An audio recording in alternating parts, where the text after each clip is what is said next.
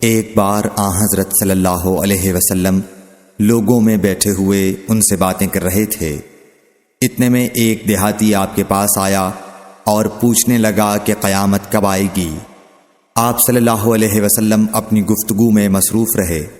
بعض لوگ جو مجلس میں تھے کہنے لگے، آپ صلی اللہ علیہ وسلم نے دیہاتی کی بات سنی لیکن پسند نہیں کی، اور بعض کہنے لگے کہ نہیں بلکہ آپ نے اس کی بات سنی ہی نہیں۔ جب آپ اپنی باتیں پوری کر چکے تو میں سمجھتا ہوں کہ آپ صلی اللہ علیہ وسلم نے یوں فرمایا، وہ قیامت کے بارے میں پوچھنے والا کہاں گیا؟ اس دیہاتی نے کہا، حضور میں موجود ہوں۔ آپ نے فرمایا کہ جب امانت ایمانداری دنیا سے اٹھ جائے تو قیامت قائم ہونے کا انتظار کر۔ اس نے کہا، ایمانداری اٹھنے کا کیا مطلب ہے؟ آپ صلی اللہ علیہ وسلم نے فرمایا کہ جب حکومت کے کاروبار نالائق لوگوں کو سونپ دیے جائیں تو قیامت کا انتظار کر۔ صحیح بخاری حدیث نمبر 59۔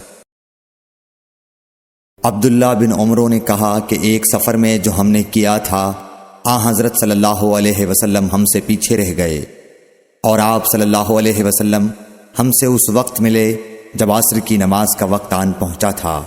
ہم جلدی جلدی وضو کر رہے تھے، پس پاؤں کو خوب دھونے کے بدل ہم یوں ہی سا دھو رہے تھے۔ یہ حال دیکھ کر آپ صلی اللہ علیہ وسلم نے بلند آواز سے پکارا، دیکھو ایڑیوں کی خرابی دوزخ سے ہونے والی ہے۔ 2 یا 3 بار آپ صلی اللہ علیہ وسلم نے یوں ہی بلند آواز سے فرمایا۔ صحیح بخاری حدیث نمبر 60۔ حضرت صلی اللہ علیہ وسلم نے فرمایا، درختوں میں ایک درخت ایسا ہے کہ اس کے پتے نہیں جھڑتے، اور مسلمان کی مثال اسی درخت کی سی ہے، بتاؤ وہ کون سا درخت ہے؟ یہ سن کر لوگوں کا خیال جنگل کی طرف دوڑا۔ عبداللہ رضی اللہ تعالی عنہ نے کہا، میرے دل میں آیا کہ وہ کھجور کا درخت ہے، مگر میں اپنی کمسنی کی شرم سے نہ بولا۔ آخر صحابہ نے حضرت صلی اللہ علیہ وسلم سے پوچھا کہ وہ کون سا درخت ہے؟ آپ نے فرمایا، وہ کھجور کا درخت ہے۔ صحیح بخاری حدیث نمبر 61۔ حضرت صلی اللہ علیہ وسلم نے فرمایا، درختوں میں سے ایک درخت ایسا ہے کہ اس کے پتے نہیں جھڑتے، اور مسلمان کی بھی یہی مثال ہے، بتلاؤ وہ کون سا درخت ہے؟ یہ سن کر لوگوں کے خیالات جنگل کے درختوں میں چلے گئے۔ عبداللہ نے کہا کہ میرے دل میں آیا کہ بتلا دوں کہ وہ کھجور کا درخت ہے، لیکن وہاں بہت بزرگ موجود تھے، اس لیے مجھ کو شرم آئی۔ آخر صحابہ نے عرض کیا، یا رسول اللہ آپ ہی بیان فرما دیجئے۔ آپ صلی اللہ علیہ وسلم نے بتلایا کہ وہ کھجور کا درخت ہے۔ صحیح بخاری حدیث نمبر 62۔ حضرت صلی اللہ علیہ وآلہ وسلم ایک بار مسجد میں بیٹھے ہوئے تھے۔ اتنے میں ایک شخص اونٹ پر سوار ہو کر آیا اور اونٹ کو مسجد میں بٹھا کر باندھ دیا۔ پھر پوچھنے لگا، بھائیو تم لوگوں میں محمد کون سے ہیں؟ حضرت صلی اللہ علیہ وسلم اس وقت لوگوں میں تکیہ لگائے بیٹھے ہوئے تھے۔ ہم نے کہا، حضرت محمد صلی اللہ علیہ وسلم یہ سفید رنگ والے بزرگ ہیں جو تکیہ لگائے ہوئے تشریف فرما ہیں۔ تب وہ آپ سے مخاطب ہوا کہ اے عبد المطلب کے فرزند۔ آپ صلی اللہ علیہ وسلم نے فرمایا، کہو میں آپ کی بات سن رہا ہوں۔ وہ بولا، میں آپ سے کچھ دینی باتیں دریافت کرنا چاہتا ہوں، اور ذرا سختی سے بھی پوچھوں گا تو آپ اپنے دل میں برا نہ مانیے گا۔ آپ صلی اللہ علیہ وسلم نے فرمایا، نہیں، جو تمہارا دل چاہے پوچھو۔ تب اس نے کہا کہ میں آپ کے رب اور اگلے لوگوں کے رب تبارک و تعالیٰ کی قسم دے کر پوچھتا ہوں، کیا آپ کو اللہ نے دنیا کے سب لوگوں کی طرف رسول بنا کر بھیجا ہے؟ آپ صلی اللہ علیہ وسلم نے فرمایا، ہاں یا میرے اللہ۔ پھر اس نے کہا، میں آپ کو اللہ کی قسم دیتا ہوں، کیا اللہ نے آپ کو رات دن میں 5 نمازیں پڑھنے کا حکم فرمایا ہے؟ آپ صلی اللہ علیہ وسلم نے فرمایا، ہاں یا میرے اللہ۔ پھر کہنے لگا، میں آپ کو اللہ کی قسم دے کر پوچھتا ہوں کہ کیا اللہ نے آپ کو یہ حکم دیا ہے کہ سال بھر میں اس مہینے رمضان کے روزے رکھو؟ آپ صلی اللہ علیہ وسلم نے فرمایا، ہاں یا میرے اللہ۔ پھر کہنے لگا، میں آپ کو اللہ کی قسم دے کر پوچھتا ہوں کہ کیا اللہ نے آپ کو یہ حکم دیا ہے کہ آپ ہم میں سے جو مالدار لوگ ہیں ان سے زکوٰۃ وصول کر کے ہمارے محتاجوں میں بانٹ دیا کریں۔ حضرت صلی اللہ علیہ وسلم نے فرمایا، ہاں یا میرے اللہ۔ تب وہ شخص کہنے لگا، جو حکم آپ اللہ کے پاس سے لائے ہیں میں ان پر ایمان لایا، اور میں اپنی قوم کے لوگوں کا جو یہاں نہیں آئے ہیں بھیجا ہوا تحقیق حال کے لیے آیا ہوں۔ صحیح بخاری حدیث نمبر 63۔ رسول اللہ صلی اللہ علیہ وسلم نے ایک شخص کو اپنا ایک خط دے کر بھیجا اور اسے یہ حکم دیا کہ اسے حاکم بحرین کے پاس لے جائے۔ بحرین کے حاکم نے وہ خط کسریٰ شاہ ایران کے پاس بھیج دیا۔ جس وقت اس نے وہ خط پڑھا تو چاک کر ڈالا۔ راوی کہتے ہیں، اور میرا خیال ہے کہ ابن مسیب نے اس کے بعد مجھ سے کہا کہ اس واقعے کو سن کر رسول اللہ صلی اللہ علیہ وسلم نے اہل ایران کے لیے بد دعا کی کہ وہ بھی چاک شدہ خط کی طرح ٹکڑے ٹکڑے ہو جائیں۔ اللہ نے بہت جلد اپنے سچے رسول صلی اللہ علیہ وسلم کی دعا کا اثر ظاہر کر دیا۔ صحیح بخاری حدیث نمبر 64۔ رسول اللہ صلی اللہ علیہ وسلم نے کسی بادشاہ کے نام دعوت اسلام دینے کے لیے ایک خط لکھا یا لکھنے کا ارادہ کیا تو آپ صلی اللہ علیہ وسلم سے کہا گیا کہ وہ بغیر مہر کے خط نہیں پڑھتے، یعنی بے مہر کے خط کو مستند نہیں سمجھتے۔ تب آپ صلی اللہ علیہ وسلم نے چاندی کی انگوٹھی بنوائی جس میں محمد الرسول اللہ کندہ تھا۔ صحیح بخاری حدیث نمبر 65۔ ایک مرتبہ رسول اللہ صلی اللہ علیہ وسلم مسجد میں تشریف فرما تھے اور لوگ آپ صلی اللہ علیہ وسلم کے ارد گرد بیٹھے ہوئے تھے کہ 3 آدمی وہاں آئے۔ ان میں سے 2 رسول اللہ صلی اللہ علیہ وسلم کے سامنے پہنچ گئے اور ایک واپس چلا گیا۔ پھر وہ دونوں رسول اللہ صلی اللہ علیہ وسلم کے سامنے کھڑے ہو گئے۔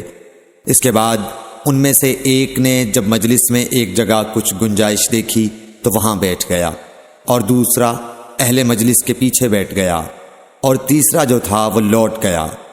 تو جب رسول اللہ صلی اللہ علیہ وسلم اپنی گفتگو سے فارغ ہوئے تو صحابہ رضی اللہ عنہم سے فرمایا، کیا تمہیں 3 آدمیوں کے بارے میں نہ بتاؤں؟ تو سنو۔ ان میں سے ایک نے اللہ سے پناہ چاہی، اللہ نے اسے پناہ دی، اور دوسرے کو شرم آئی تو اللہ بھی اس سے شرمایا کہ اسے بھی بخش دیا، اور تیسرے شخص نے منہ موڑا، اللہ نے بھی اس سے منہ موڑ لیا۔ صحیح بخاری حدیث نمبر 66۔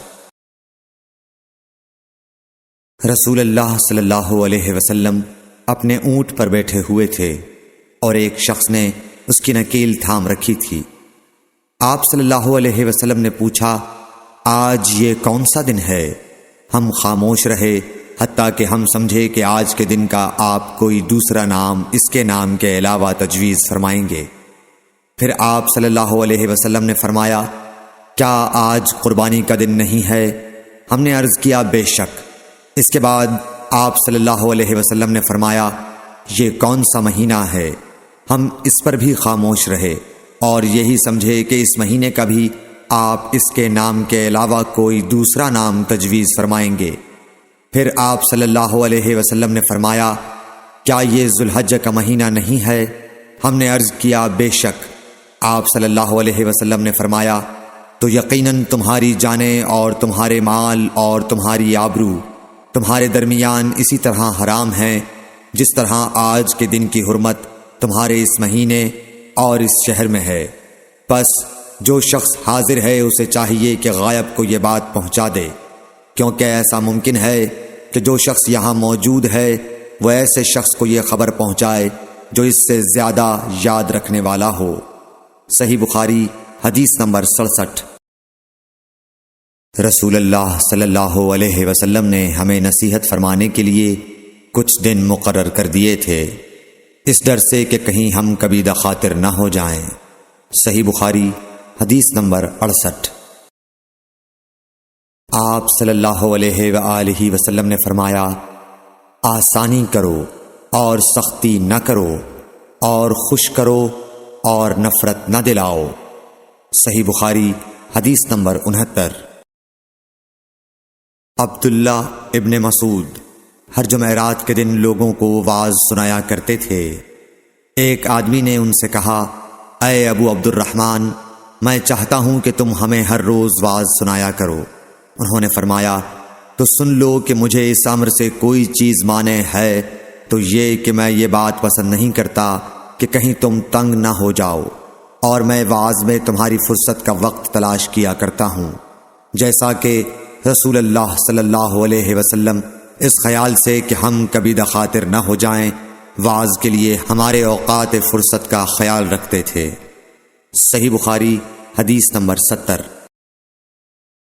رسول اللہ صلی اللہ علیہ وسلم نے فرمایا، جس شخص کے ساتھ اللہ تعالی بھلائی کا ارادہ کرے اسے دین کی سمجھ عنایت فرما دیتا ہے، اور میں تو محض تقسیم کرنے والا ہوں، دینے والا تو اللہ ہی ہے، اور یہ امت ہمیشہ اللہ کے حکم پر قائم رہے گی، اور جو شخص ان کی مخالفت کرے گا انہیں نقصان نہیں پہنچا سکے گا یہاں تک کہ اللہ کا حکم قیامت آ جائے اور یہ عالم فنا ہو جائے۔ صحیح بخاری حدیث نمبر 71۔ عبداللہ بن عمر رضی اللہ تعالی عنہ کہتے تھے کہ ہم رسول اللہ صلی اللہ علیہ وسلم کی خدمت میں حاضر تھے کہ آپ صلی اللہ علیہ وسلم کے پاس کھجور کا ایک گابھا لایا گیا۔ اسے دیکھ کر آپ نے فرمایا کہ درختوں میں ایک درخت ایسا ہے اس کی مثال مسلمان کی طرح ہے۔ ابن عمر کہتے ہیں کہ یہ سن کر میں نے ارادہ کیا کہ عرض کروں کہ وہ درخت کھجور کا ہے، مگر چونکہ میں سب میں چھوٹا تھا اس لیے خاموش رہا۔ پھر رسول اللہ صلی اللہ علیہ وسلم نے خود ہی فرمایا کہ وہ کھجور ہے۔ صحیح بخاری حدیث نمبر 72۔ رسول اللہ صلی اللہ علیہ وسلم کا ارشاد ہے کہ حسد صرف دو باتوں میں جائز ہے، ایک تو اس شخص کے بارے میں جسے اللہ نے دولت دی ہو اور وہ اس دولت کو راہ حق میں خرچ کرنے پر بھی قدرت رکھتا ہو، اور ایک اس شخص کے بارے میں جسے اللہ نے حکمت کی دولت سے نوازا ہو اور وہ اس کے ذریعے سے فیصلہ کرتا ہو اور لوگوں کو اس حکمت کی تعلیم دیتا ہو۔ صحیح بخاری حدیث نمبر 73۔ رسول اللہ صلی اللہ علیہ وآلہ وسلم نے فرمایا، ایک دن حضرت موسیٰ علیہ السلام بنی اسرائیل کی ایک جماعت میں بیٹھے ہوئے تھے کہ اتنے میں ایک شخص آیا اور اس نے آپ سے پوچھا، کیا آپ جانتے ہیں کہ دنیا میں کوئی آپ سے بڑھ کر عالم موجود ہے؟ حضرت موسیٰ علیہ السلام نے فرمایا، نہیں۔ اس پر اللہ تعالیٰ نے حضرت موسیٰ علیہ السلام کے پاس وحی بھیجی کہ ہاں، ہمارا بندہ خضر ہے جس کا علم تم سے زیادہ ہے۔ حضرت موسیٰ علیہ السلام نے اللہ سے دریافت کیا کہ خضر علیہ السلام سے ملنے کی کیا صورت ہے؟ اللہ تعالیٰ نے ایک مچھلی کو ان سے ملاقات کی علامت قرار دیا اور ان سے کہہ دیا کہ جب تم اس مچھلی کو گم کر دو تو واپس لوٹ جاؤ، تب خضر سے تمہاری ملاقات ہوگی۔ تب موسیٰ علیہ السلام چلے اور دریا میں مچھلی کی علامت تلاش کرتے رہے۔ اس وقت ان کے ساتھی نے کہا، جب ہم پتھر کے پاس تھے کیا آپ نے دیکھا تھا؟ میں اس وقت مچھلی کا کہنا بھول گیا اور شیطان ہی نے مجھے اس کا ذکر بھلا دیا۔ موسیٰ علیہ السلام نے کہا، اسی مقام کی ہمیں تلاش تھی۔ تب وہ اپنے نشانات قدم پر پچھلے پاؤں باتیں کرتے ہوئے لوٹے۔ وہاں انہوں نے خضر علیہ السلام کو پایا۔ پھر ان کا وہی قصہ ہے جو اللہ نے اپنی کتاب قرآن میں بیان کیا ہے۔ صحیح بخاری حدیث نمبر 74۔ حضرت ابن عباس رضی اللہ تعالی عنہ نے فرمایا کہ ایک مرتبہ رسول اللہ صلی اللہ علیہ وآلہ وسلم نے مجھے سینے سے لگا لیا اور دعا دیتے ہوئے فرمایا کہ اے اللہ اسے علم کتاب قرآن عطا فرمائیو۔ صحیح بخاری حدیث نمبر 75۔ عبداللہ بن عباس رضی اللہ تعالی عنہ نے فرمایا کہ میں ایک مرتبہ گدھی پر سوار ہو کر چلا۔ اس زمانے میں میں بلوغ کے قریب تھا۔ رسول اللہ صلی اللہ علیہ وسلم منا میں نماز پڑھ رہے تھے اور آپ کے سامنے دیوار کی آڑ نہ تھی، تو میں بعض صفوں کے سامنے سے گزرا اور گدھی کو چھوڑ دیا۔ وہ چرنے لگی، جبکہ میں صف میں شامل ہو گیا، مگر کسی نے مجھے اس بات پر ٹوکا نہیں۔ صحیح بخاری حدیث نمبر 76۔ محمود بن ربی فرماتے ہیں کہ مجھے یاد ہے کہ ایک مرتبہ رسول اللہ صلی اللہ علیہ وسلم نے ایک ڈول سے منہ میں پانی لے کر میرے چہرے پر کلی فرمائی، اور میں اس وقت 5 سال کا تھا۔ صحیح بخاری حدیث نمبر 77۔ حضور اکرم صلی اللہ علیہ وآلہ وسلم نے فرمایا کہ ایک بار حضرت موسیٰ علیہ السلام بنی اسرائیل کی ایک جماعت میں تھے کہ اتنے میں ایک شخص آیا اور کہنے لگا، کیا آپ جانتے ہیں کہ دنیا میں آپ سے بھی بڑھ کر کوئی عالم موجود ہے؟ حضرت موسیٰ علیہ السلام نے فرمایا کہ نہیں۔ تب اللہ تعالیٰ نے حضرت موسیٰ علیہ السلام پر وحی نازل کی کہ ہاں، ہمارا بندہ خضر علم میں تم سے بڑھ کر ہے۔ تو حضرت موسیٰ علیہ السلام نے ان سے ملنے کی راہ دریافت کی۔ اس وقت اللہ تعالیٰ نے ان سے ملاقات کے لیے مچھلی کو نشانی قرار دیا اور ان سے کہہ دیا کہ جب تم مچھلی کو نہ پاؤ تو لوٹ جانا، تم خضر سے ملاقات کر لوگے۔ حضرت موسیٰ علیہ السلام دریا میں مچھلی کے نشان کا انتظار کرتے رہے۔ تب ان کے خادم نے ان سے کہا، کیا آپ نے دیکھا تھا کہ جب ہم پتھر کے پاس تھے تو میں وہاں مچھلی بھول گیا اور مجھے شیطان ہی نے غافل کر دیا؟ حضرت موسیٰ علیہ السلام نے کہا کہ ہم اسی مقام کے تو متلاشی تھے۔ تب وہ اپنے قدموں کے نشانوں پر باتیں کرتے ہوئے واپس لوٹے۔ وہاں خضر علیہ السلام کو انہوں نے پایا۔ پھر ان کا قصہ وہی ہے جو اللہ تعالیٰ نے اپنی کتاب میں بیان فرمایا ہے۔ صحیح بخاری حدیث نمبر 78۔ آپ صلی اللہ علیہ وآلہ وسلم نے فرمایا کہ اللہ تعالیٰ نے مجھے جس علم و ہدایت کے ساتھ بھیجا ہے اس کی مثال زبردست بارش کی سی ہے جو زمین پر خوب برسے۔ بعض زمین جو صاف ہوتی ہے وہ پانی کو پی لیتی ہے اور بہت بہت سبزہ اور گھاس اگاتی ہے، اور بعض زمین جو سخت ہوتی ہے وہ پانی کو روک لیتی ہے۔ اس سے اللہ تعالیٰ لوگوں کو فائدہ پہنچاتا ہے، وہ اس سے سیراب ہوتے ہیں اور سیراب کرتے ہیں۔ اور کچھ اور زمین کے بعض خطوں پر پانی پڑتا ہے جو بالکل چٹیل میدان ہوتے ہیں، نہ پانی روکتے ہیں اور نہ ہی سبزہ اگاتے ہیں۔ تو یہ اس شخص کی مثال ہے جو دین میں سمجھ پیدا کرے اور نفع دے، جس کو وہ چیز جس کے ساتھ میں مبعوث کیا گیا ہوں اس نے علم دین سیکھا اور سکھایا۔ اور اس شخص کی مثال جس نے سر نہیں اٹھایا یعنی توجہ نہیں کی، اور جو ہدایت دے کر میں بھیجا گیا ہوں اسے قبول نہیں کیا۔ صحیح بخاری حدیث نمبر 79۔ رسول اللہ صلی اللہ علیہ وسلم نے فرمایا، علامت قیامت میں سے یہ ہے کہ دینی علم اٹھ جائے گا اور جہل ہی جہل ظاہر ہو جائے گا، اور اعلانیہ شراب پی جائے گی اور زنا پھیل جائے گا۔ صحیح بخاری حدیث نمبر 80۔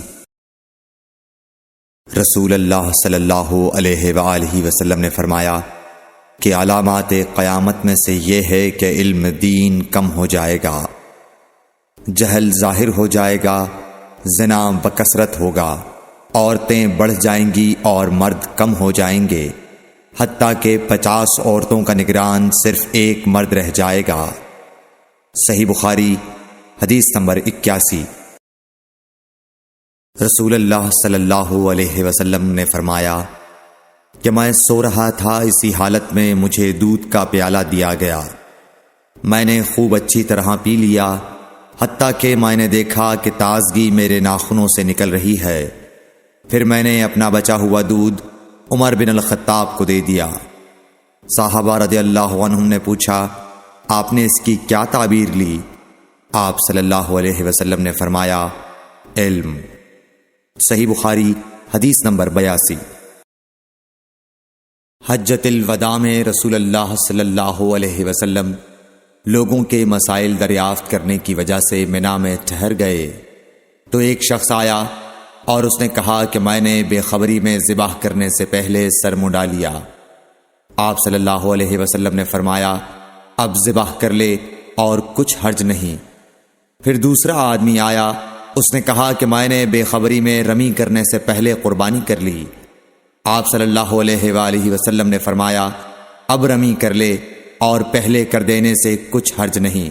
ابن عمرو کہتے ہیں اس دن آپ صلی اللہ علیہ وسلم سے جس چیز کا بھی سوال ہوا جو کسی نے آگے اور پیچھے کر لی تھی تو آپ صلی اللہ علیہ وسلم نے یہی فرمایا کہ اب کر لے اور کچھ حرج نہیں۔ صحیح بخاری حدیث نمبر 83۔ نبی صلی اللہ علیہ وسلم سے آپ کے آخری حج میں کسی نے پوچھا کہ میں نے رمی کرنے یعنی کنکر پھینکنے سے پہلے ذبح کر لیا۔ آپ صلی اللہ علیہ وسلم نے ہاتھ سے اشارہ کیا اور فرمایا کچھ حرج نہیں۔ کسی نے کہا کہ میں نے ذبح سے پہلے حلق کر لیا۔ آپ صلی اللہ علیہ وسلم نے سر سے اشارہ فرما دیا کہ کچھ حرج نہیں۔ صحیح بخاری حدیث نمبر 84۔ آپ صلی اللہ علیہ وسلم نے فرمایا کہ ایک وقت ایسا آئے گا کہ جب علم اٹھا لیا جائے گا، جہالت اور فتنے پھیل جائیں گے اور حرج بڑھ جائے گا۔ آپ سے پوچھا گیا کہ یا رسول اللہ حرج سے کیا مراد ہے؟ آپ صلی اللہ علیہ وسلم نے اپنے ہاتھ کو حرکت دے کر فرمایا، اس طرح گویا آپ صلی اللہ علیہ وسلم نے اس سے قتل مراد لیا۔ صحیح بخاری حدیث نمبر 85۔ ہم سے موسیٰ بن اسماعیل نے بیان کیا، ان سے وہیب نے، ان سے حشام نے فاطمہ کے واسطے سے نقل کیا۔ وہ اسما سے روایت کرتی ہیں کہ میں عائشہ رضی اللہ تعالی عنہا کے پاس آئی، وہ نماز پڑھ رہی تھیں۔ میں نے کہا لوگوں کا کیا حال ہے؟ تو انہوں نے آسمان کی طرف اشارہ کیا، یعنی سورج کو گہن لگا ہے۔ اتنے میں لوگ نماز کے لیے کھڑے ہو گئے۔ حضرت عائشہ رضی اللہ تعالی عنہا نے کہا اللہ پاک ہے۔ میں نے کہا کیا یہ گہن کوئی خاص نشانی ہے؟ انہوں نے سر سے اشارہ کیا، یعنی ہاں۔ پھر میں بھی نماز کے لیے کھڑی ہو گئی، حتیٰ کہ مجھے غش آنے لگا تو میں اپنے سر پر پانی ڈالنے لگی۔ پھر نماز کے بعد رسول اللہ صلی اللہ علیہ وسلم نے اللہ تعالیٰ کی تعریف کی اور اس کی صفت بیان فرمائی۔ پھر فرمایا جو چیز مجھے پہلے دکھلائی نہیں گئی تھی آج وہ سب اس جگہ میں نے دیکھ لی، یہاں تک کہ جنت اور دوزخ کو بھی دیکھ لیا، اور مجھ پر یہ وحی کی گئی کہ تم اپنی قبروں میں آزمائے جاؤ گے۔ مثل یا قرب کا کون سا لفظ؟ حضرت اسما نے فرمایا میں نہیں جانتی۔ فاطمہ کہتی ہیں یعنی فتنہ دجال کی طرح آزمائے جاؤ گے۔ کہا جائے گا قبر کے اندر کہ تم اس آدمی کے بارے میں کیا جانتے ہو؟ تو جو صاحب ایمان یا صاحب یقین ہوگا، کون سا لفظ فرمایا؟ حضرت اسما نے مجھے یاد نہیں۔ وہ کہے گا وہ محمد اللہ کے رسول صلی اللہ علیہ وسلم ہیں جو ہمارے پاس اللہ کی ہدایت اور دلیلیں لے کر آئے تو ہم نے ان کو قبول کر لیا اور ان کی پیروی کی۔ وہ محمد صلی اللہ علیہ وسلم ہیں۔ 3 بار اسی طرح کہے گا، پھر اس سے کہہ دیا جائے گا کہ آرام سے سو جا، بے شک ہم نے جان لیا کہ تو محمد صلی اللہ علیہ وسلم پر یقین رکھتا تھا۔ اور بہرحال منافق یا شکی آدمی، میں نہیں جانتی کہ ان میں سے کون سا لفظ حضرت اسما نے استعمال کیا۔ تو وہ منافق یا شکی آدمی کہے گا کہ جو لوگوں کو میں نے کہتے سنا میں نے بھی وہی کہہ دیا، باقی میں کچھ نہیں جانتا۔ صحیح بخاری حدیث نمبر 86۔ قبیلہ عبد القیس کا وفد رسول اللہ صلی اللہ علیہ وسلم کی خدمت میں آیا۔ آپ صلی اللہ علیہ وسلم نے دریافت کیا کہ کون سا وفد آیا ہے یا یہ کون لوگ ہیں؟ انہوں نے کہا ربیعہ خاندان کے لوگ ہیں۔ آپ صلی اللہ علیہ وسلم نے فرمایا کہ مبارک ہو قوم کو آنا یا مبارک ہو اس وفد کو جو کبھی نہ رسوا ہو نہ شرمندہ ہو۔ اس کے بعد انہوں نے عرض کیا کہ ہم ایک دور دراز کونے سے آپ کے پاس آئے ہیں اور ہمارے اور آپ کے درمیان کفار مضر کا قبیلہ پڑتا ہے۔ اس کے خوف کی وجہ سے ہم حرمت والے مہینوں کے علاوہ اور ایام میں نہیں آ سکتے، اس لیے ہمیں کوئی ایسی قطعی بات بتلا دیجئے کہ جس کی ہم اپنے پیچھے رہ جانے والے لوگوں کو خبر دے دیں اور اس کی وجہ سے ہم جنت میں داخل ہو سکیں۔ تو آپ صلی اللہ علیہ وسلم نے انہیں 4 باتوں کا حکم دیا اور 4 سے روک دیا۔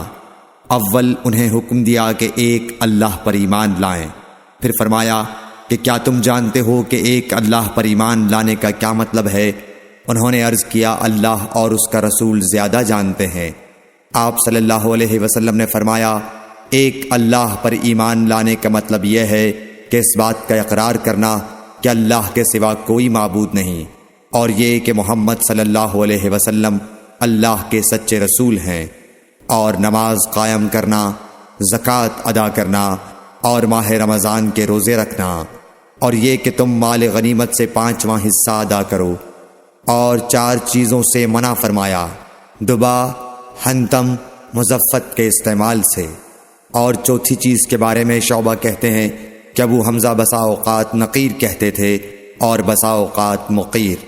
اس کے بعد رسول اللہ صلی اللہ علیہ وسلم نے فرمایا کہ ان باتوں کو یاد رکھو اور اپنے پیچھے رہ جانے والوں کو بھی ان کی خبر کر دو۔ صحیح بخاری حدیث نمبر 87۔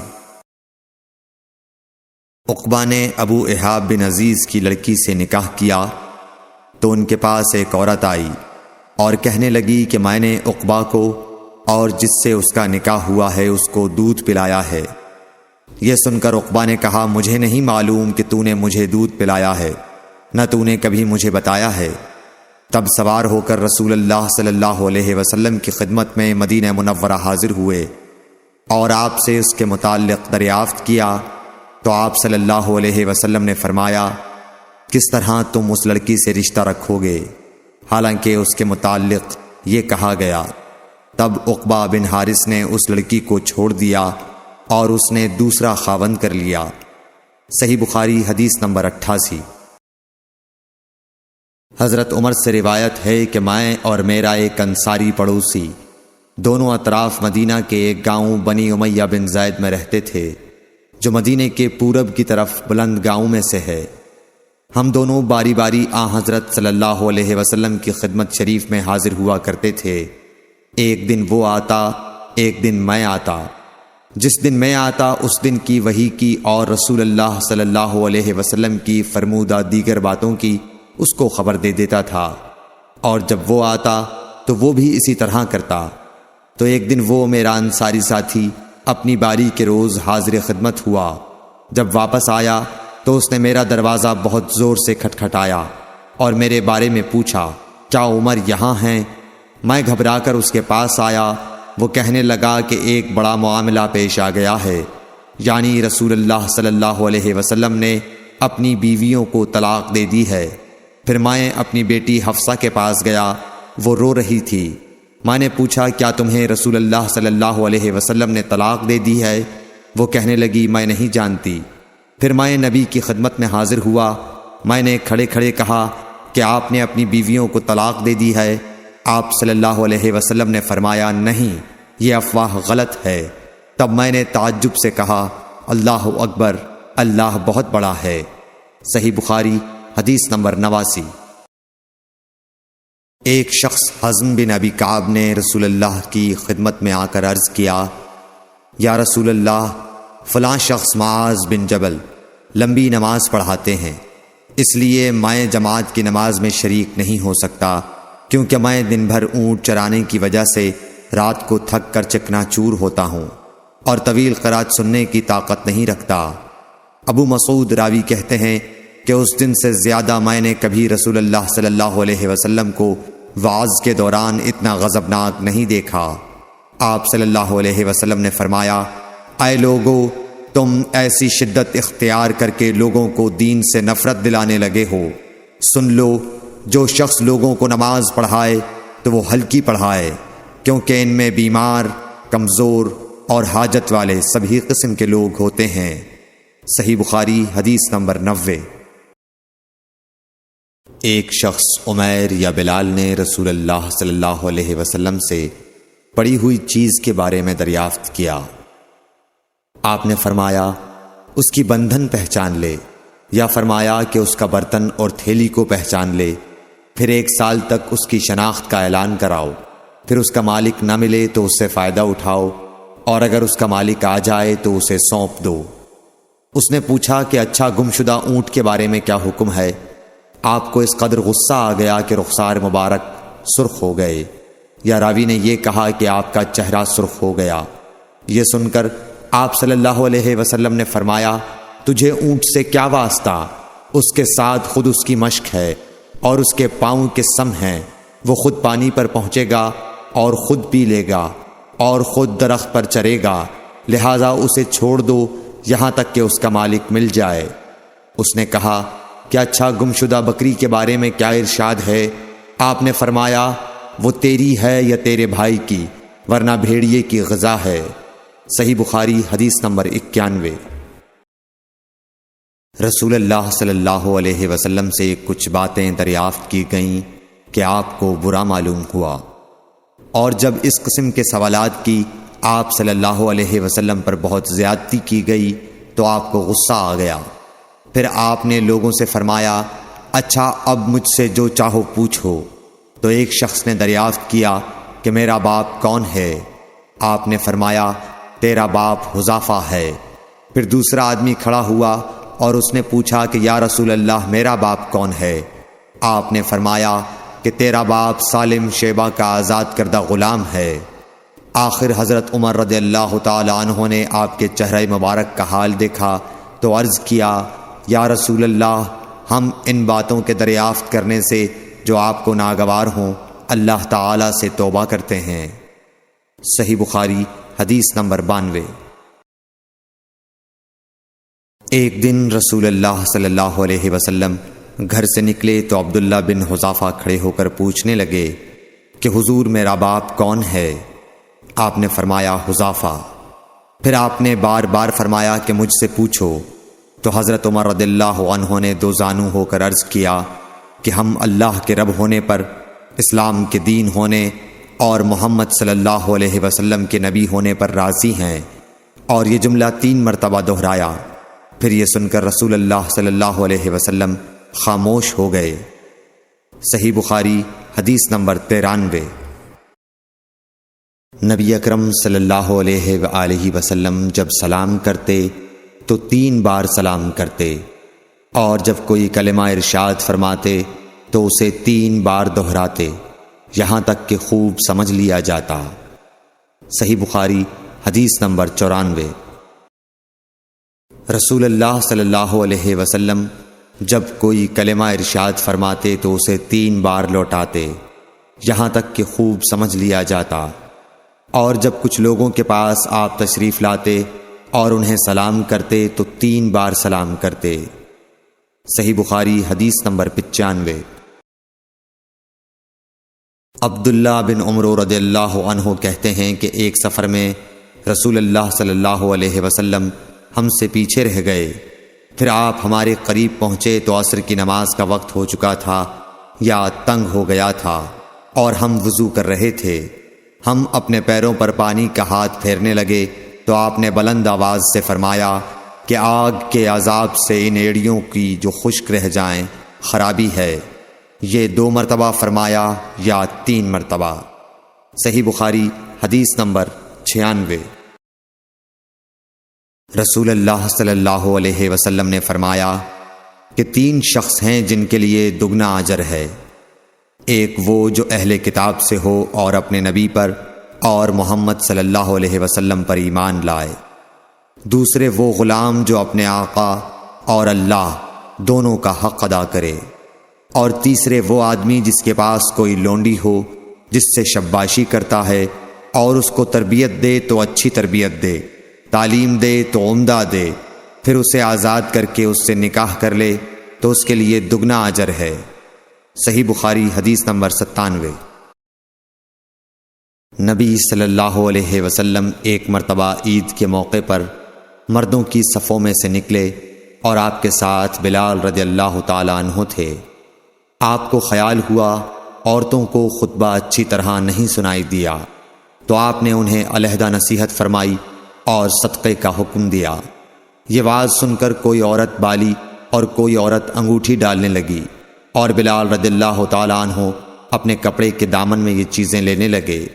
صحیح بخاری حدیث نمبر 98۔ حضرت ابو ہریرہ رضی اللہ تعالی عنہ نے عرض کیا یا رسول اللہ، قیامت کے دن آپ کی شفاعت سے سب سے زیادہ سعادت کسے ملے گی؟ تو رسول اللہ صلی اللہ علیہ وسلم نے فرمایا اے ابو ہریرہ، مجھے یقین تھا کہ تم سے پہلے کوئی اس کے بارے میں مجھ سے دریافت نہیں کرے گا، کیونکہ میں نے حدیث کے متعلق تمہاری حرص دیکھ لی تھی۔ سنو، قیامت کے دن سب سے زیادہ فیضیاب میری شفاعت سے وہ شخص ہوگا جو سچے دل سے یا سچے جی سے لا الہ الا اللہ کہے گا۔ صحیح بخاری حدیث نمبر 99۔ رسول اللہ صلی اللہ علیہ وآلہ وسلم نے فرمایا کہ اللہ علم کو اس طرح نہیں اٹھا لے گا کہ اس کو بندوں سے چھین لے، بلکہ وہ پختہ کار علماء کو موت دے کر علم اٹھائے گا، حتیٰ کہ جب کوئی عالم باقی نہیں رہے گا تو لوگ جاہلوں کو سردار بنا لیں گے، ان سے سوالات کیے جائیں گے اور وہ بغیر علم کے جواب دیں گے، اس لیے خود بھی گمراہ ہوں گے اور لوگوں کو بھی گمراہ کریں گے۔ صحیح بخاری حدیث نمبر 100۔ عورتوں نے رسول اللہ صلی اللہ علیہ وسلم سے کہا کہ آپ سے فائدہ اٹھانے میں مرد ہم سے آگے بڑھ گئے ہیں، اس لیے آپ اپنی طرف سے ہمارے واعظ کے لیے بھی کوئی دن خاص فرما دیں۔ تو آپ صلی اللہ علیہ وسلم نے ان سے ایک دن کا وعدہ فرما لیا۔ اس دن عورتوں سے آپ نے ملاقات کی اور انہیں واعظ فرمایا اور مناسب احکام سنائے۔ جو کچھ آپ صلی اللہ علیہ وسلم نے ان سے فرمایا تھا اس میں یہ بات بھی تھی کہ جو کوئی عورت تم میں سے اپنے 3 لڑکے آگے بھیج دے گی تو وہ اس کے لیے دوزخ سے پناہ بن جائیں گے۔ اس پر ایک عورت نے کہا اگر 2 بچے بھیج دے؟ آپ نے فرمایا ہاں، اور 2 کا بھی یہ حکم ہے۔ صحیح بخاری حدیث نمبر 101۔ حضور اکرم صلی اللہ علیہ وآلہ وسلم نے فرمایا کہ ایسے 3 بچے جو ابھی بلوغت کو نہ پہنچے ہوں۔ صحیح بخاری حدیث نمبر 102۔ نبی کریم صلی اللہ علیہ وسلم نے فرمایا کہ جس سے حساب لیا گیا اسے عذاب کیا جائے گا۔ حضرت عائشہ رضی اللہ تعالی عنہا فرماتی ہیں کہ یہ سن کر میں نے کہا کہ کیا اللہ نے یہ نہیں فرمایا کہ ان قریب اس سے آسان حساب لیا جائے گا؟ رسول اللہ صلی اللہ علیہ وسلم نے فرمایا کہ یہ صرف اللہ کے دربار میں پیشی کا ذکر ہے، لیکن جس کے حساب میں جانچ پڑتال کی گئی سمجھو وہ غارت ہو گیا۔ صحیح بخاری حدیث نمبر 103۔ رسول اللہ صلی اللہ علیہ وسلم نے اللہ کی حمد و ثنا بیان کی، پھر فرمایا کہ مکے کو اللہ نے حرام کیا ہے، آدمیوں نے حرام نہیں کیا۔ تو سن لو کہ کسی شخص کے لیے جو اللہ پر اور یوم آخرت پر ایمان رکھتا ہو جائز نہیں ہے کہ مکے میں خون ریزی کرے یا اس کا کوئی پیڑ کاٹے۔ پھر اگر کوئی اللہ کے رسول کے لڑنے کی وجہ سے اس کا جواز نکالے تو اس سے کہہ دو اللہ نے اپنے رسول کے لیے اجازت دی تھی، تمہارے لیے نہیں دی، اور مجھے بھی دن کے کچھ لمحوں کے لیے اجازت ملی تھی، آج اس کی حرمت لوٹ آئی جیسی کل تھی، اور حاضر غائب کو یہ بات پہنچا دے۔ صحیح بخاری حدیث نمبر 104۔ ایک مرتبہ ابو بکر رضی اللہ عنہ نے رسول اللہ صلی اللہ علیہ وسلم کا ذکر کیا کہ آپ صلی اللہ علیہ وسلم نے فرمایا تمہارے خون اور تمہارے مال، محمد کہتے ہیں کہ میرے خیال میں آپ نے آرادکم کا لفظ بھی فرمایا، یعنی اور تمہاری آبروئیں تم پر حرام ہیں، جس طرح تمہارے آج کے دن کی حرمت تمہارے اس مہینے میں۔ سن لو یہ خبر حاضر غائب کو پہنچا دے۔ اور محمد راوی حدیث کہتے تھے کہ رسول اللہ صلی اللہ علیہ وسلم نے سچ فرمایا۔ پھر دوبارہ فرمایا کہ کیا میں نے اللہ کا یہ حکم تمہیں نہیں پہنچا دیا؟ صحیح بخاری حدیث نمبر 105۔ رسول اللہ صلی اللہ علیہ وسلم نے فرمایا کہ مجھ پر جھوٹ مت بولو، کیونکہ جو مجھ پر جھوٹ باندھے وہ دوزخ میں داخل ہو۔ صحیح بخاری حدیث نمبر 106۔ رسول اللہ صلی اللہ علیہ وسلم نے فرمایا کہ جو شخص مجھ پر جھوٹ باندھے گا وہ اپنا ٹھکانہ جہنم بنا لے۔ صحیح بخاری حدیث نمبر 107۔ نبی اکرم صلی اللہ علیہ وسلم نے فرمایا کہ جو شخص مجھ پر جان بوجھ کر جھوٹ باندھے تو وہ اپنا ٹھکانہ جہنم میں بنا لے۔ صحیح بخاری حدیث نمبر 108۔ رسول اللہ صلی اللہ علیہ وسلم نے فرمایا کہ جو شخص میرے نام سے وہ بات بیان کرے جو میں نے نہیں کہی تو وہ اپنا ٹھکانہ جہنم میں بنا لے۔ صحیح بخاری حدیث نمبر 109۔ رسول اللہ صلی اللہ علیہ وسلم کا فرمان ہے کہ اپنی اولاد کا میرے نام کے اوپر نام رکھو مگر میری کنیت اختیار نہ کرو، اور جس شخص نے مجھے خواب میں دیکھا تو بلا شبہ اس نے مجھے دیکھا، کیونکہ شیطان میری صورت میں نہیں آ سکتا، اور جو شخص مجھ پر جان بوجھ کر جھوٹ بولے وہ دوزخ میں اپنا ٹھکانہ تلاش کرے۔ صحیح بخاری حدیث نمبر 110۔ جحیفہ کہتے ہیں کہ میں نے حضرت علی رضی اللہ عنہ سے پوچھا کہ کیا تمہارے پاس کوئی اور بھی کتاب ہے؟ انہوں نے فرمایا کہ نہیں مگر اللہ کی کتاب قرآن ہے، یا پھر فہم ہے جو وہ ایک مسلمان کو عطا کرتا ہے، یا پھر جو کچھ صحیفے میں ہے۔ میں نے پوچھا اس صحیفے میں کیا ہے؟ انہوں نے فرمایا دیت اور قیدیوں کی رہائی کا بیان ہے، اور یہ حکم کہ مسلمان کافر کے بدلے قتل نہ کیا جائے۔ صحیح بخاری حدیث نمبر 111۔ قبیلہ خزاعہ کے کسی شخص نے بنو لیس کے کسی آدمی کو اپنے مقتول کے بدلے میں مار دیا تھا۔ یہ فتح مکہ والے سال کی بات ہے۔ رسول اللہ صلی اللہ علیہ وسلم کو یہ خبر دی گئی۔ آپ نے اپنی اونٹنی پر سوار ہو کر خطبہ پڑھا اور فرمایا کہ اللہ نے مکے سے قتل یا ہاتھی کو روک لیا۔ امام بخاری رحمۃ اللہ علیہ فرماتے ہیں اس لفظ کو شک کے ساتھ سمجھو۔ ایسا ہی ابو نعیم وغیرہ نے القتل اور الفیل کہا ہے، ان کے علاوہ دوسرے لوگ الفیل کہتے ہیں۔ پھر رسول اللہ صلی اللہ علیہ وسلم نے فرمایا کہ اللہ نے ان پر اپنے رسول اور مسلمانوں کو غالب کر دیا، اور سمجھ لو کہ وہ مکہ کسی کے لیے حلال نہیں ہوا، نہ مجھ سے پہلے اور نہ آئندہ کبھی ہوگا، اور میرے لیے بھی صرف دن کے تھوڑے سے حصے کے لیے حلال کر دیا گیا تھا۔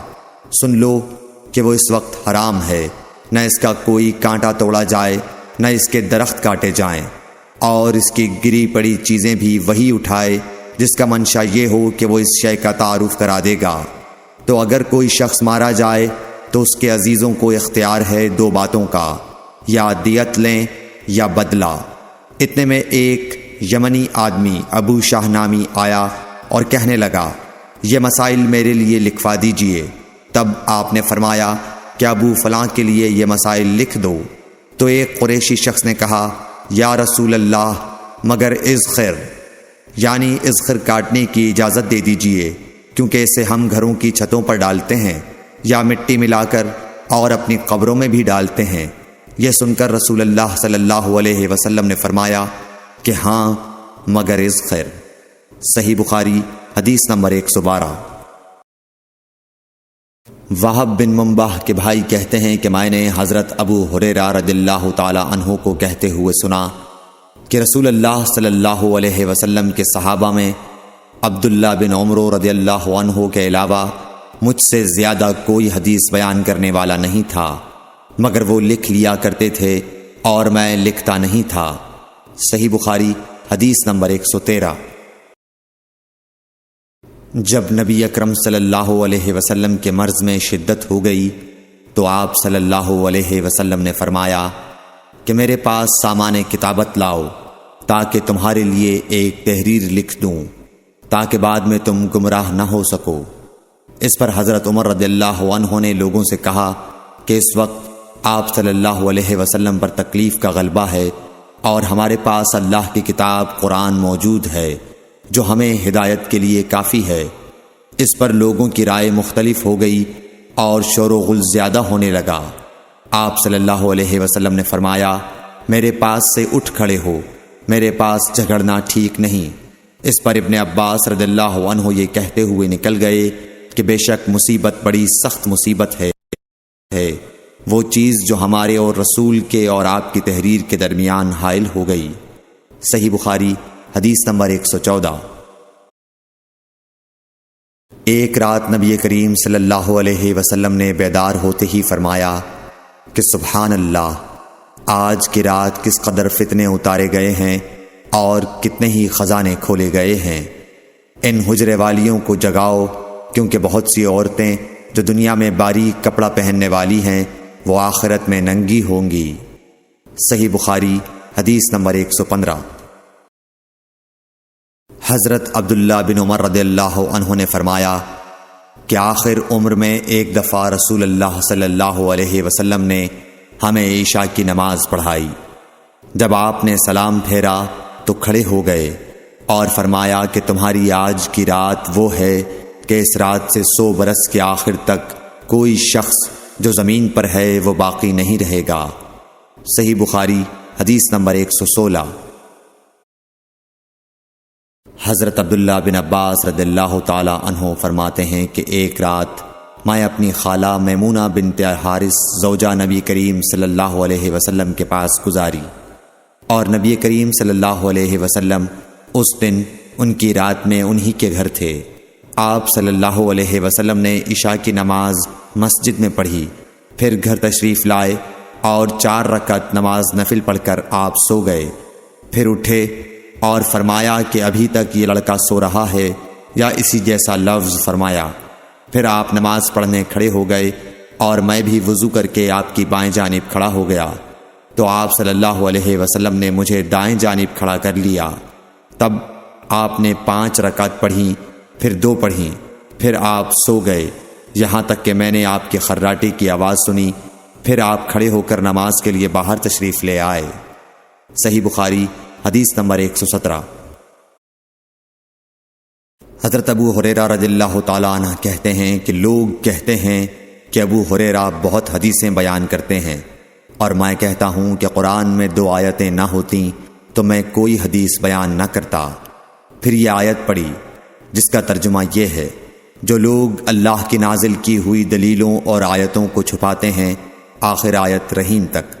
واقعہ یہ ہے کہ ہمارے مہاجرین بھائی تو بازار کی خرید و فروخت میں لگے رہتے تھے، اور انصار بھائی اپنی جائیدادوں میں مشغول رہتے، اور ابو ہریرہ رسول اللہ صلی اللہ علیہ وسلم کے ساتھ جی بھر کر رہتا، تاکہ آپ کی رفاقت میں شکم پوری سے بھی بے فکری رہے، اور ان مجلسوں میں حاضر رہتا جن مجلسوں میں دوسرے حاضر نہ ہوتے، اور وہ باتیں محفوظ رکھتا جو دوسرے محفوظ نہیں رکھ سکتے تھے۔ صحیح بخاری حدیث نمبر 118۔ ابو ہریرہ رضی اللہ عنہ کہتے ہیں کہ میں نے عرض کیا، یا رسول اللہ، میں آپ سے بہت سی باتیں سنتا ہوں مگر بھول جاتا ہوں۔ آپ صلی اللہ علیہ وسلم نے فرمایا، اپنی چادر پھیلاؤ۔ میں نے اپنی چادر پھیلائی۔ آپ صلی اللہ علیہ وسلم نے اپنے دونوں ہاتھوں کی چلو بنائی اور میری چادر میں ڈال دی۔ فرمایا کہ چادر کو بدن پر لپیٹ لو۔ میں نے چادر کو اپنے بدن پر لپیٹ لیا، پھر اس کے بعد میں کوئی چیز نہیں بھولا۔ صحیح بخاری حدیث نمبر 119۔ حضرت ابو ہریرہ رضی اللہ عنہ فرماتے ہیں کہ میں نے رسول اللہ صلی اللہ علیہ وسلم سے علم کے 2 برتن یاد کر لیے ہیں، ایک کو میں نے پھیلا دیا ہے، اور دوسرا برتن اگر میں پھیلاؤں تو میرا یہ نرخرا کاٹ دیا جائے۔ صحیح بخاری حدیث نمبر 120۔ نبی اکرم صلی اللہ علیہ وسلم نے حجۃ الوداع میں فرمایا کہ لوگوں کو بالکل خاموش کر دو تاکہ وہ خوب سن لیں۔ پھر فرمایا، لوگوں میرے بعد پھر کافر مت بن جانا کہ ایک دوسرے کی گردن مارنے لگو۔ صحیح بخاری حدیث نمبر 121۔ رسول اللہ صلی اللہ علیہ وسلم نے فرمایا کہ ایک روز موسیٰ علیہ السلام نے کھڑے ہو کر بنی اسرائیل میں خطبہ دیا، تو آپ سے پوچھا گیا کہ لوگوں میں سب سے زیادہ صاحب علم کون ہے؟ انہوں نے فرمایا کہ میں ہوں۔ اس وجہ سے اللہ کا غصہ ان پر ہوا کہ انہوں نے علم کو خدا کے حوالے کیوں نہ کر دیا۔ تب اللہ نے ان کی طرف وحی بھیجی کہ میرے بندوں میں سے ایک بندہ دریاؤں کے سنگم پر ہے، جہاں فارس اور روم کے سمندر ملتے ہیں، وہ تجھ سے زیادہ عالم ہے۔ موسیٰ علیہ السلام نے کہا کہ اے پروردگار، میری ان سے ملاقات کیسے ہو؟ حکم ہوا کہ ایک مچھلی زنبیل میں رکھ لو، پھر جہاں تم اس مچھلی کو گم کر دو گے تو وہ بندہ تمہیں وہیں ملے گا۔ تب موسیٰ علیہ السلام چلے اور ساتھ اپنے خادم یوشع بن نون کو لے لیا، اور انہوں نے زنبیل میں مچھلی رکھ لی۔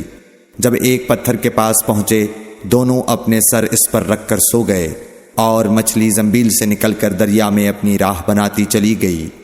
اور یہ بات موسیٰ علیہ السلام اور ان کے ساتھی کے لیے بے حد تعجب کی تھی۔ پھر دونوں باقی رات اور دن میں جتنا وقت باقی تھا چلتے رہے۔ جب صبح ہوئی موسیٰ علیہ السلام نے خادم سے کہا، ہمارا ناشتہ لاؤ، اس سفر میں ہم نے کافی تکلیف اٹھائی ہے۔ اور موسیٰ علیہ السلام بالکل نہیں تھکے تھے، مگر جب اس جگہ سے آگے نکل گئے جہاں تک انہیں جانے کا حکم ملا تھا، تب ان کے خادم نے کہا کہ کیا آپ نے دیکھا تھا کہ جب ہم صخرہ کے پاس ٹھہرے تھے تو میں مچھلی کا ذکر بھول گیا۔ بقول بعض صخرہ کے نیچے آب حیات تھا، وہ اس مچھلی پر پڑا اور وہ زندہ ہو کر بقدرت الہی دریا میں چل دی۔ یہ سن کر موسیٰ علیہ السلام بولے کہ یہی وہ جگہ ہے جس کی ہمیں تلاش تھی، تو وہ پچھلے پاؤں واپس ہو گئے۔ جب پتھر تک پہنچے تو دیکھا کہ ایک شخص کپڑا اوڑھے ہوئے موجود ہے۔ موسیٰ علیہ السلام نے انہیں سلام کیا۔ خضر نے کہا کہ تمہاری سرزمین میں سلام کہاں؟ پھر موسیٰ علیہ السلام نے کہا کہ میں موسیٰ ہوں۔ خضر بولے کہ بنی اسرائیل کے موسیٰ؟ انہوں نے جواب دیا ہاں۔ پھر کہا کہ کیا میں آپ کے ساتھ چل سکتا ہوں تاکہ آپ مجھے ہدایت کی وہ باتیں بتلاؤ جو اللہ نے خاص آپ ہی کو سکھلائی ہیں؟ خضر بولے کہ تم میرے ساتھ صبر نہیں کر سکو گے۔ اے موسیٰ، مجھے اللہ نے ایسا علم دیا ہے جسے تم نہیں جانتے، اور تم کو جو علم دیا ہے اسے میں نہیں جانتا۔ اس پر موسیٰ علیہ السلام نے کہا کہ خدا نے چاہا تو آپ مجھے صابر پاؤ گے، اور میں کسی بات میں آپ کی نافرمانی نہیں کروں گا۔ پھر دونوں دریا کے کنارے کنارے پیدل چلے۔ ان کے پاس کوئی کشتی نہ تھی کہ ایک کشتی ان کے سامنے سے گزری تو کشتی والوں سے انہوں نے کہا کہ ہمیں بٹھا لو۔ خضر کو انہوں نے پہچان لیا اور بغیر کرائے کے سوار کر لیا۔ اتنے میں ایک چڑیا آئی اور کشتی کے کنارے پر بیٹھ گئی۔ پھر سمندر میں اس نے ایک یا دو چونچیں ماری۔ اسے دیکھ کر خضر بولے کہ اے موسیٰ، میرے اور تمہارے علم نے اللہ کے علم میں سے اتنا ہی کم کیا ہوگا جتنا اس چڑیا نے سمندر کے پانی سے۔ پھر خضر نے کشتی کے تختوں میں سے ایک تختہ نکال ڈالا۔ موسیٰ علیہ السلام نے کہا کہ ان لوگوں نے تو ہمیں کرایہ لیے بغیر مفت میں سوار کیا، اور آپ نے ان کی کشتی کی لکڑی اکھاڑ ڈالی تاکہ یہ ڈوب جائیں۔ خضر بولے کہ کیا میں نے نہیں کہا تھا کہ تم میرے ساتھ صبر نہیں کر سکو گے؟ اس پر موسیٰ علیہ السلام نے جواب دیا کہ بھول پر میری گرفت نہ کرو۔ موسیٰ علیہ السلام نے بھول کر یہ پہلا اعتراض کیا تھا۔ پھر دونوں چلے۔ کشتی سے اتر کر ایک لڑکا بچوں کے ساتھ کھیل رہا تھا۔ خضر نے اوپر سے اس کا سر پکڑ کر ہاتھ سے اسے الگ کر دیا۔ موسیٰ علیہ السلام بول پڑے، کیا آپ نے ایک بے گناہ بچے کو بغیر کسی جانی حق کے مار ڈالا؟ غضب ہو گیا۔ خضر بولے کہ میں نے تم سے نہیں کہا تھا کہ تم میرے ساتھ صبر نہیں کر سکو گے؟ ابن عیینہ کہتے ہیں کہ اس کلام میں پہلے سے زیادہ تاکید ہے، کیونکہ پہلے کلام میں لفظ لکا نہیں کہا تھا، اس میں لکا زائد کیا، جس سے تاکید ظاہر ہے۔ پھر دونوں چلتے رہے حتیٰ کہ ایک گاؤں والوں کے پاس آئے۔ ان سے کھانا لینا چاہا، انہوں نے کھانا کھلانے سے انکار کر دیا۔ انہوں نے وہیں دیکھا کہ ایک دیوار اسی گاؤں میں گرنے کے قریب تھی۔ خضر نے اپنے ہاتھ کے اشارے سے اسے سیدھا کر دیا۔ موسیٰ علیہ السلام بول اٹھے کہ اگر آپ چاہتے تو گاؤں والوں سے اس کام کی مزدوری لے سکتے تھے۔ خضر نے کہا کہ بس اب ہم اور تم میں جدائی کا وقت آ گیا ہے۔ جناب محبوب کبریا رسول اللہ صلی اللہ علیہ وسلم فرماتے ہیں کہ اللہ موسیٰ علیہ السلام پر رحم کرے۔ ہماری تمنا تھی کہ موسیٰ علیہ السلام کچھ دیر اور صبر کرتے تو مزید واقعات ان دونوں کے بیان کیے جاتے اور ہمارے سامنے روشنی میں آتے، مگر حضرت موسیٰ علیہ السلام کی عجلت نے اس علم لدنی کے سلسلے کو جلد ہی منقطع کرا دیا۔ صحیح بخاری حدیث نمبر 122۔ ایک شخص رسول اللہ صلی اللہ علیہ وسلم کی خدمت اقدس میں حاضر ہوا اور اس نے عرض کیا، یا رسول اللہ، اللہ کی راہ میں لڑائی کی کیا صورت ہے؟ کیونکہ ہم میں سے کوئی غصے کی وجہ سے اور کوئی غیرت کی وجہ سے جنگ کرتا ہے۔ تو آپ صلی اللہ علیہ وسلم نے اس کی طرف سر اٹھایا، اور سر اس لیے اٹھایا کہ پوچھنے والا کھڑا ہوا تھا۔ پھر آپ صلی اللہ علیہ وسلم نے فرمایا، جو اللہ کے کلمے کو سربلند کرنے کے لیے لڑے وہ اللہ کی راہ میں لڑتا ہے۔ صحیح بخاری حدیث نمبر 123۔ رسول اللہ صلی اللہ علیہ وآلہ وسلم سے رمی کے وقت پوچھا جا رہا تھا تو ایک شخص نے عرض کیا، یا رسول اللہ، میں نے رمی سے قبل قربانی کر لی۔ آپ صلی اللہ علیہ وسلم نے فرمایا، اب رمی کر لو، کچھ حرج نہیں ہوا۔ دوسرے نے کہا، یا رسول اللہ، میں نے قربانی سے پہلے سر منڈا لیا۔ آپ صلی اللہ علیہ وسلم نے فرمایا، اب قربانی کر لو، کچھ حرج نہیں۔ اس وقت جس چیز کے بارے میں جو آگے پیچھے ہو گئی تھی آپ سے پوچھا گیا، آپ صلی اللہ علیہ وسلم نے یہی جواب دیا، اب کر لو، کچھ حرج نہیں۔ صحیح بخاری حدیث نمبر 124۔ حضرت عبداللہ بن مسعود رضی اللہ تعالی عنہ کہتے ہیں کہ ایک مرتبہ میں رسول کریم صلی اللہ علیہ وسلم کے ساتھ مدینے کے کھنڈرات میں چل رہا تھا اور آپ کھجور کی چھڑی پر سہارا دے کر چل رہے تھے، تو کچھ یہودیوں کا ادھر سے گزر ہوا۔ ان میں سے ایک نے دوسرے سے کہا کہ آپ سے روح کے بارے میں کچھ پوچھو۔ ان میں سے کسی نے کہا، مت پوچھو، ایسا نہ ہو کہ وہ کوئی ایسی بات کہہ دیں جو تمہیں ناگوار ہو۔ مگر ان میں سے بعض نے کہا کہ ہم ضرور پوچھیں گے۔ پھر ایک شخص نے کھڑے ہو کر کہا، اے ابو القاسم، روح کیا چیز ہے؟ آپ نے خاموشی اختیار فرمائی۔ میں نے دل میں کہا کہ آپ پر وحی آ رہی ہے، اس لیے میں کھڑا ہو گیا۔ جب آپ صلی اللہ علیہ وسلم سے وہ کیفیت دور ہو گئی تو آپ صلی اللہ علیہ وسلم نے قرآن کی یہ آیت جو اس وقت نازل ہوئی تھی تلاوت فرمائی، اے نبی، تم سے یہ لوگ روح کے بارے میں پوچھ رہے ہیں، کہہ دو کہ روح میرے رب کے حکم سے ہے اور تمہیں علم کا بہت تھوڑا حصہ دیا گیا ہے، اس لیے تم روح کی حقیقت نہیں سمجھ سکتے۔ صحیح بخاری حدیث نمبر 125۔ رسول اللہ صلی اللہ علیہ وآلہ وسلم نے ارشاد فرمایا کہ اے عائشہ، اگر تیری قوم دور جاہلیت کے ساتھ قریب نہ ہوتی بلکہ پرانی ہو گئی ہوتی، ابن زبیر نے کہا یعنی زمانہ کفر کے ساتھ قریب نہ ہوتی، تو میں کعبے کو توڑ دیتا اور اس کے لیے 2 دروازے بنا دیتا، ایک دروازے سے لوگ داخل ہوتے اور دوسرے دروازے سے باہر نکلتے۔ صحیح بخاری حدیث نمبر 126۔ حضرت علی رضی اللہ عنہ کا ارشاد ہے کہ لوگوں سے وہ باتیں کرو جنہیں وہ پہچانتے ہوں۔ کیا تمہیں یہ پسند ہے کہ لوگ اللہ اور اس کے رسول کو جھٹلا دیں؟ صحیح بخاری حدیث نمبر 127۔ ایک مرتبہ حضرت معاذ بن جبل رسول اللہ صلی اللہ علیہ وسلم کے پیچھے سواری پر سوار تھے۔ آپ نے فرمایا، اے معاذ، میں نے عرض کیا، حاضر ہوں یا رسول اللہ۔ آپ صلی اللہ علیہ وسلم نے دوبارہ فرمایا، اے معاذ، میں نے عرض کیا، حاضر ہوں اے اللہ کے رسول۔ آپ صلی اللہ علیہ وسلم نے 12 فرمایا، اے معاذ، میں نے عرض کیا، حاضر ہوں اے اللہ کے رسول۔ 3 بار ایسا ہوا۔ اس کے بعد آپ صلی اللہ علیہ وسلم نے فرمایا کہ جو شخص سچے دل سے اس بات کی گواہی دے کہ اللہ کے سوا کوئی معبود نہیں ہے اور محمد صلی اللہ علیہ وسلم اللہ کے سچے رسول ہیں، اللہ تعالی اس کو دوزخ کی آگ پر حرام کر دیتا ہے۔ میں نے کہا، یا رسول اللہ، کیا اس بات سے لوگوں کو باخبر نہ کر دوں تاکہ وہ خوش ہو جائیں؟ آپ صلی اللہ علیہ وسلم نے فرمایا، اگر تم یہ خبر سناؤ گے تو لوگ اس پر بھروسہ کر بیٹھیں گے اور عمل چھوڑ دیں گے۔ صحیح بخاری حدیث نمبر 128۔ رسول کریم صلی اللہ علیہ وسلم نے ایک روز معاذ رضی اللہ عنہ سے فرمایا کہ جو شخص اللہ سے اس کیفیت کے ساتھ ملاقات کرے کہ اس نے اللہ کے ساتھ کسی کو شریک نہ کیا ہو، وہ یقیناً جنت میں داخل ہوگا۔ معاذ بولے، یا رسول اللہ، کیا میں اس بات کی لوگوں کو بشارت نہ سنا دوں؟ آپ صلی اللہ علیہ وسلم نے فرمایا، نہیں، مجھے خوف ہے کہ لوگ اس پر بھروسہ کر بیٹھیں گے۔ صحیح بخاری حدیث نمبر 129۔ ام سلیم نامی ایک عورت رسول کریم صلی اللہ علیہ وسلم کی خدمت اقدس میں حاضر ہوئیں اور عرض کیا کہ یا رسول اللہ، اللہ تعالی حق بات بیان کرنے سے نہیں شرماتا، اس لیے میں پوچھتی ہوں کہ کیا احتلام سے عورت پر بھی غسل ضروری ہے؟ آپ صلی اللہ علیہ وسلم نے فرمایا کہ ہاں، جب عورت پانی دیکھ لے یعنی کپڑے وغیرہ پر منی کا اثر معلوم ہو۔ تو یہ سن کر حضرت ام سلمہ رضی اللہ عنہا نے شرم کی وجہ سے اپنا چہرہ چھپا لیا اور کہا، یا رسول اللہ، کیا عورت کو بھی احتلام ہوتا ہے؟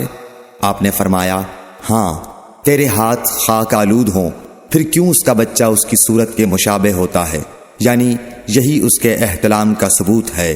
صحیح بخاری حدیث نمبر 130۔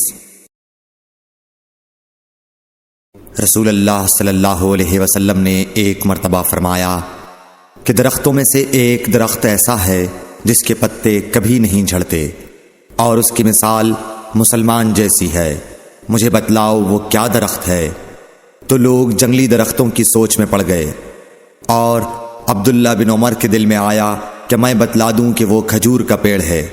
عبداللہ کہتے ہیں کہ پھر مجھے شرم آ گئی اور میں چپ ہی رہا۔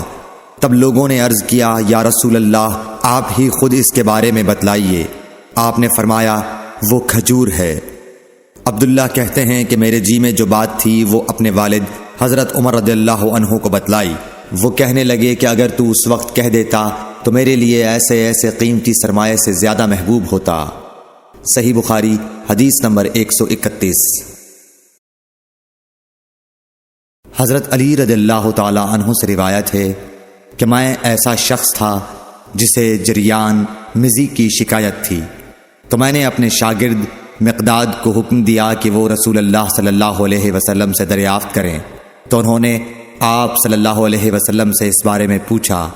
آپ صلی اللہ علیہ وسلم نے فرمایا کہ اس مرض میں غسل نہیں ہے، ہاں وضو فرض ہے۔ صحیح بخاری حدیث نمبر 132۔ ایک آدمی نے مسجد میں کھڑے ہو کر عرض کیا، یا رسول اللہ، آپ ہمیں کس جگہ سے احرام باندھنے کا حکم دیتے ہیں؟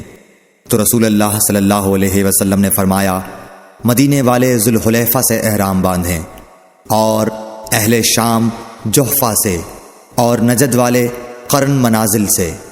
ابن عمر نے فرمایا کہ لوگوں کا خیال ہے کہ رسول اللہ صلی اللہ علیہ وسلم نے فرمایا کہ یمن والے یلملم سے احرام باندھیں، اور ابن عمر کہا کرتے تھے کہ مجھے یہ آخری جملہ رسول اللہ صلی اللہ علیہ وسلم سے یاد نہیں۔ صحیح بخاری حدیث نمبر 133۔ ایک شخص نے آپ صلی اللہ علیہ وسلم سے پوچھا کہ احرام باندھنے والے کو کیا پہننا چاہیے؟ آپ صلی اللہ علیہ وسلم نے فرمایا کہ نہ قمیص پہنے، نہ صافہ باندھے، اور نہ پاجامہ، اور نہ کوئی سرپوش اوڑھے، اور نہ کوئی زعفران اور ورس سے رنگا ہوا کپڑا پہنے، اور اگر جوتے نہ ملیں تو موزے پہن لے، اور انہیں اس طرح کاٹ دے کہ ٹخنوں سے نیچے ہو جائیں۔ صحیح بخاری حدیث نمبر 134۔